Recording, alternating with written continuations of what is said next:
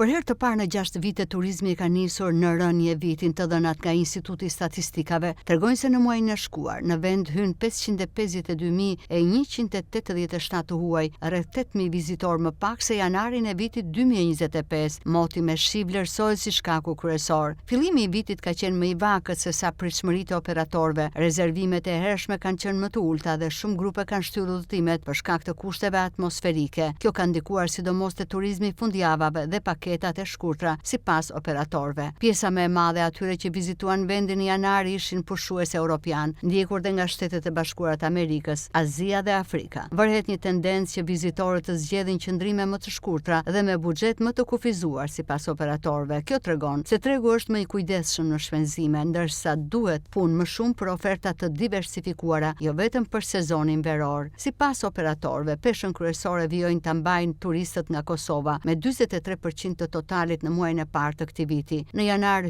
hyn 238.000 shqiptar të Kosovës, pothuajse në të njëjtin nivel të një viti më parë. Rënja nga disa tregje tradicionale, sipas operatorëve, detyron të rishikohet strategjia e promovimit. Duhet fokus më i madh te tregjet e reja dhe te turizmi gjithvjetor, në mënyrë që të shmangen luhatjet e forta nga një muaj në tjetrin. Një tkurje të fortë njëkohësisht ishin dhe shtetasit nga Turqia, me një rënje prej 20%. Edhe nga Mbretëria e Bashkuar erdhën 8% më pak turistë. Francezët dhe gjermanët ishin risia e vitit kaluar, që u dyndën drejt Shqipërisë, duke shënuar rritje dyshifrore. Janari ndërkohë ka qenë i dobët edhe për ta.